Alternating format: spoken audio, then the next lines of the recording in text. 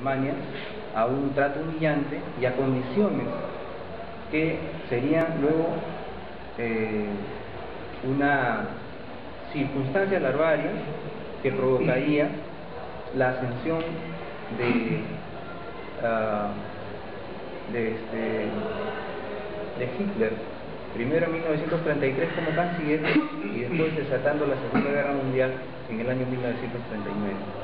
Entonces, en realidad, estos hechos históricos fueron explosiones que se van macerando en conflictos sociales internacionales que van gestándose en Europa, en América y en el Asia. Son los conflictos de la primera época, de la primera mitad del mundo, entre los más importantes, porque a partir de ahí vienen nuevas formas de pensar. El hombre se dan nuevas ideologías. Hay un libro muy interesante que es de Francis Fukuyama, que se llama El fin de la historia del último hombre, ¿no? En este libro el señor Francis Fukuyama dice que en esta última época, con la globalización y con la caída del muro de Berlín y con la caída de la potencia soviética, es el único país que se erige como amo del mundo y juez de todo el orden, Estados Unidos, ¿no? Pero también hay algo que acota, ¿no? Dice, por ejemplo, en otra parte, de que el ser humano, ¿no?, se cuestiona también como una persona que creíamos anteriormente hecho de una dualidad material y espiritual. ¿Por qué? Porque hay drogas o químicos que actúan a nivel de los lóbulos del cerebro y que transforman la conducta del ser humano. Por ejemplo, si una persona que conocimos, que es enteramente buena, que tiene actitudes positivas, que tiene una forma de ser conocida, toma estos químicos como por ejemplo el Ritalin y el Prozac, cambia su conducta y ya no es la misma persona. Eso solamente podríamos nosotros antes explicarnos como que si fuera un tema dualista. Si esta persona es buena, seguirá siendo hasta el final, o si esta persona es mala, también seguirá igual, salvo que algo lo cambie. Puede ser algo espiritual, si se mete en una religión, o si por ejemplo es bueno, pero la sociedad lo corrompe. En este caso, el señor Francis Fukuyama dice de que no es necesario. Cuestiona esas circunstancias. ¿Por qué? Porque esas sustancias químicas son capaces de convertir a una persona en un ser completamente diferente. Entonces, ahí se cuestiona uno si es que realmente el hombre es esa dualidad que siempre hemos creído, si es que tiene un alma o si es solamente pura materia y que ha llegado a un estado de conciencia en base a una evolución que ha madurado y ha hecho crecer su cerebro de manera que las otras criaturas que han seguido una evolución distinta no han podido obtener. Entonces, eso también nos lleva a pensar en otras causas de conflictos sociales, ¿no? Por ejemplo, los fundamentalismos. Preguntaba yo cuántos católicos hay en esta sala. ¿Por qué? Porque nosotros como católicos tenemos un origen cristiano, pero ese origen cristiano, y me voy a remontar un poquito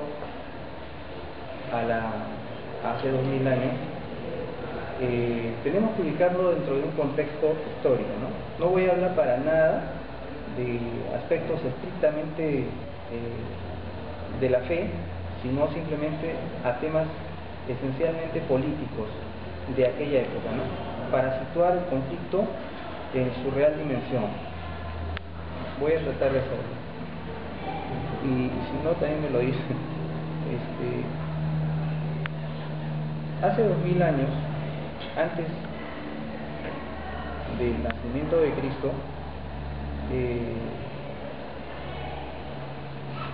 los judíos vivían en base al respeto de la ley mosaica, y existían tres ejercicios, digamos, de interpretación de la ley a cargo de los saduceos, ¿no?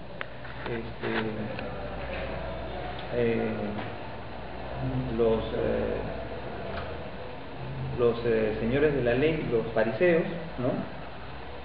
Que interpretaban la ley literalmente, y los saduceos eran más estrictos, eran personas que creían que todos los días debería ser limpiado el cuerpo, limpiado el espíritu, y por lo tanto iban más allá de la literalidad de la ley mosaica. Pero todos tenían algo en común: todos esperaban un Mesías. Mesías viene a significar Salvador, o sea, pero un Salvador de la casa de David no significaba estrictamente que fuera un Salvador desde el punto de vista religioso, sino un Salvador desde el punto de vista político. Entonces, cuando en esas épocas hay un hombre que todos conocen como Juan el Bautista, que empieza a hablar acerca de la venida del Mesías, todas las personas en ese momento ya lo esperaban, porque las escrituras así lo habían prometido. Entonces la gente empieza a escuchar a este señor, y luego, en ese batimiento político, porque esta nación judía esperaba realmente un conductor, cuando llega Cristo, y Judas Iscariote era, según un autor